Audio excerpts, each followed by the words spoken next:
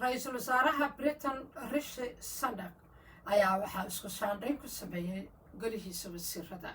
Saakay dalka Britain waxa ay ku waabaristay isbeddello dhinaca dowladda lagu sameeyey oo isugu jira qaar la filayay iyo qaar aan la filayn.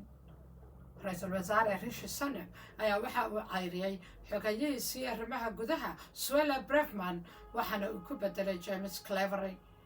dhanka kale waxaa iyadana lama filaan noqotay in ra'iisul wasaarihii hore ee Britain David Cameron uu dowladda kasoo dhex muuqdo kaasoo loo magacaabay xogayaha arrimaha dibadda.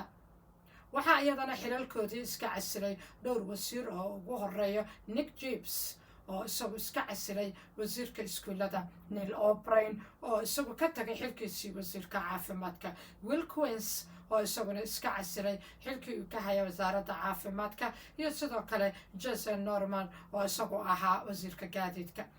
dadka siyaasadda Britain indhaindheeya waxay saadaalinayaan in mas-uuliyiin kale laga yaabo inay xilalka ka tagaan. dowladda uu hogaaminaya Rishi Sunak iyo xisbigiisa conservative-ka oo lagu naanayso cut government, taasoo loola jeedo dowladdii jarista kharashaadka ay aftiyihii ugu dambeeyey ee laga qaaday waddanka waxaa ku caddaatay inaanay xukunka ku soo noqon doonin, halka xisbiga shaqaalaha ee Labour-ka ay saadaashu tahay inuu xukunka dib u hanan doono.